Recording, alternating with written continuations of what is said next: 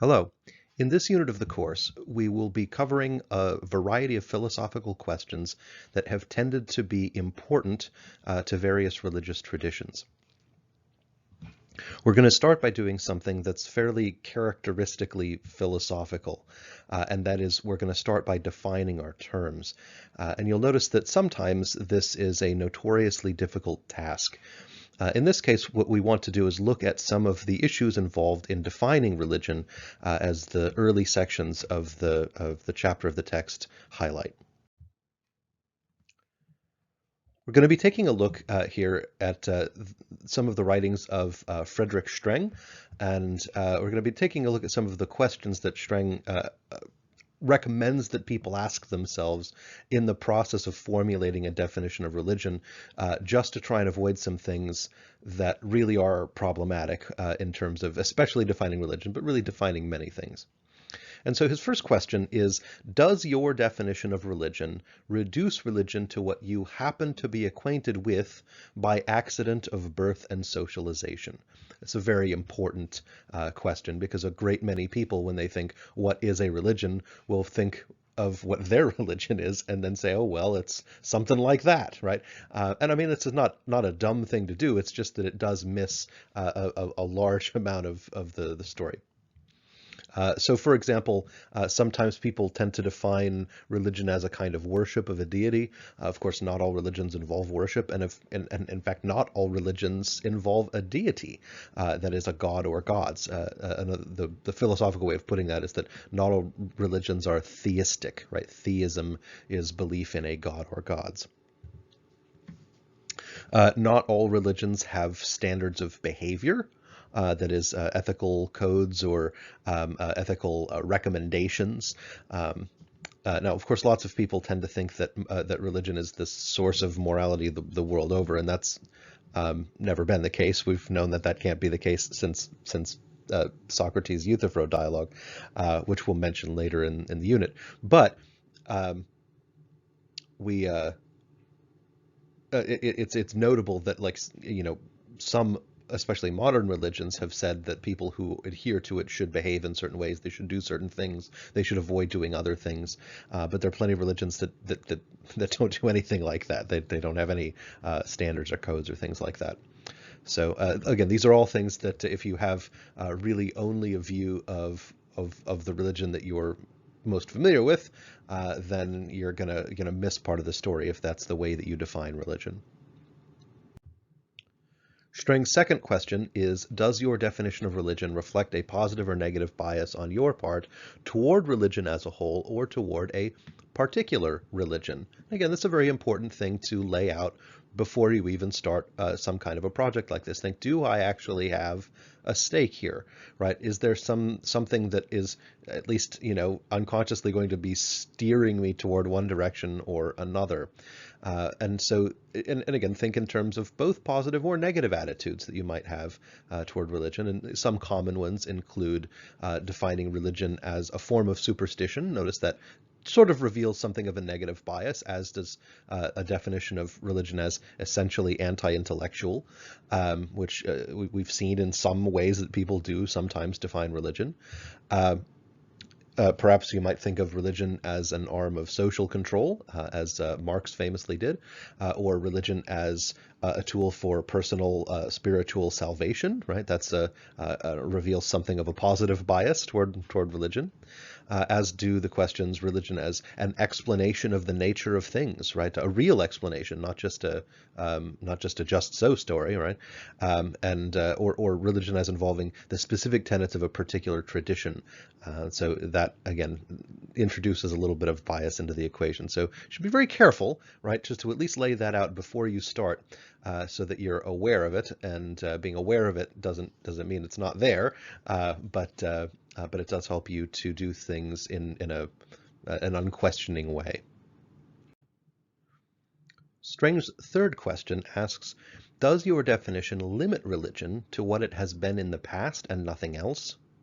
Or does your definition make it possible to speak of emerging forms of religion?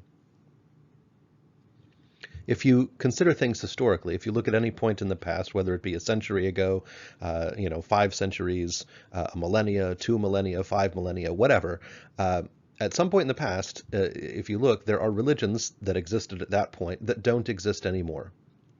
And there are religions that don't exist yet. So just as a historical matter, we do know that religions come and religions go. And so what this question is asking us to do is avoid a kind of presentist bias or a kind of bias based on a particular historical period that we might sort of regard as important or be studying or be familiar with or something like that. And another thing that we should mention is that in addition to religions coming and going, they do tend to change over time, even if their names don't. So, for example, what is common religious practice in a religion today might have been a very different thing in, say, the year 850. So that things do change, even if the name of the religion doesn't change.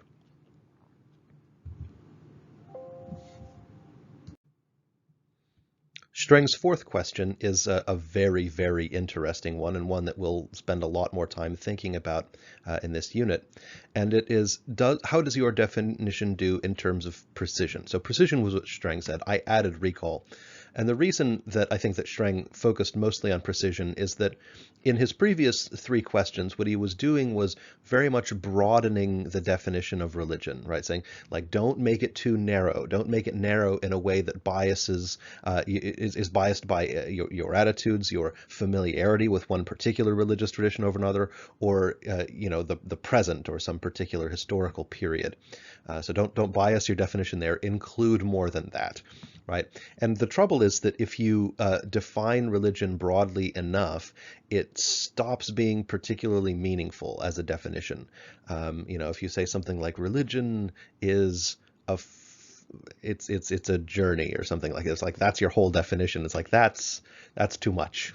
So is a so is a summer vacation. That's also a journey. That doesn't mean a summer vacation is a religion.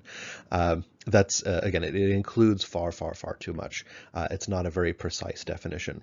And so what Streng is doing here is he's trying to point out the tension between including enough so that you can avoid excluding certain things from religion by one kind or another bias, but also making the definition precise enough that you really are talking about something.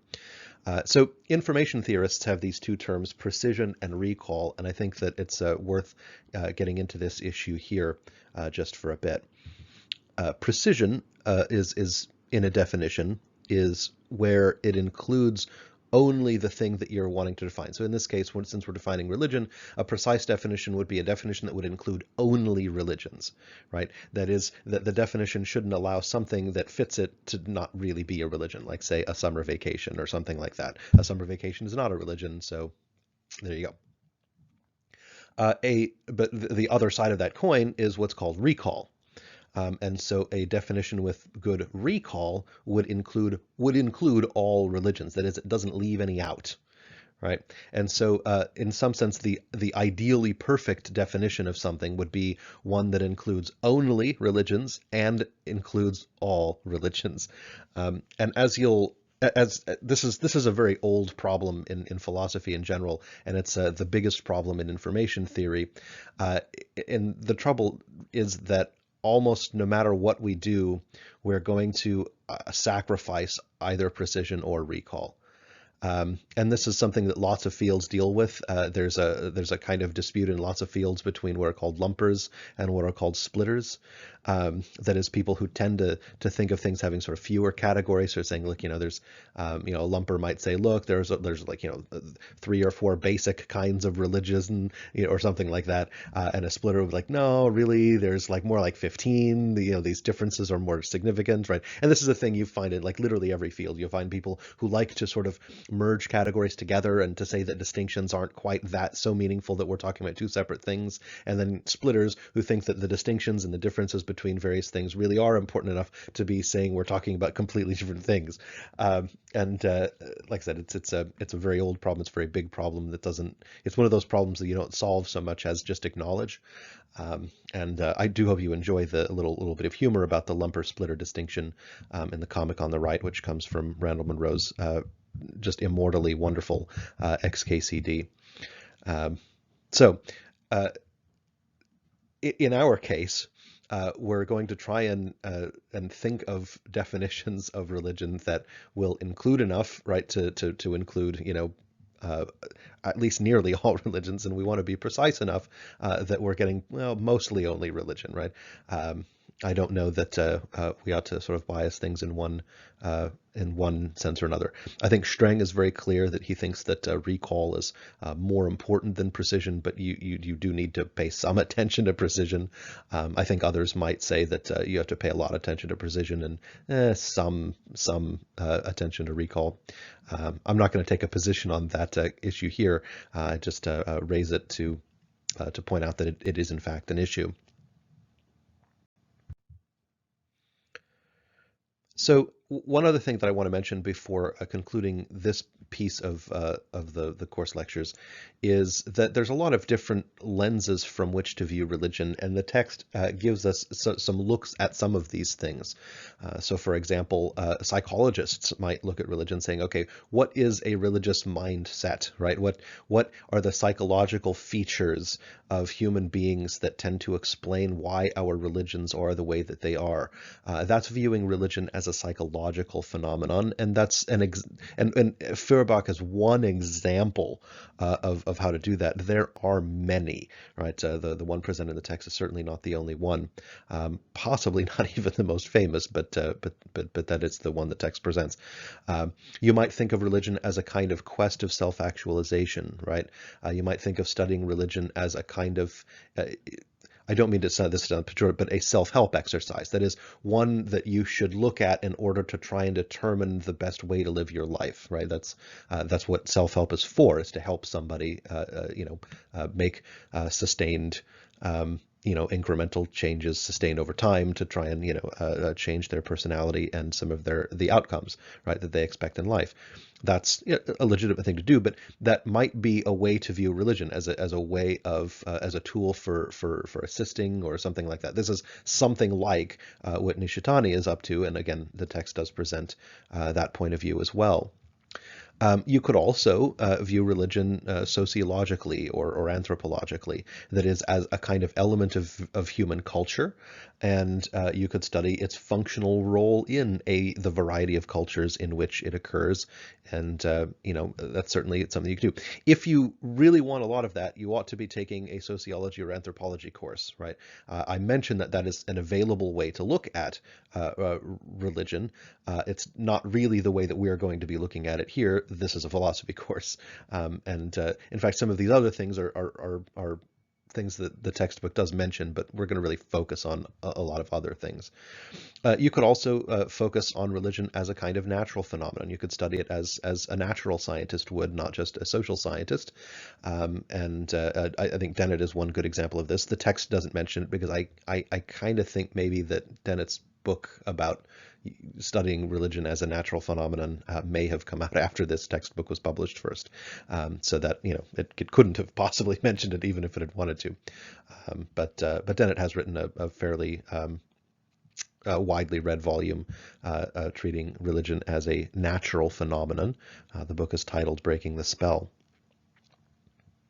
But again, we're going to be doing the philosophy of religion. We're not so much going to be doing psychology or therapy or anthropology or natural science.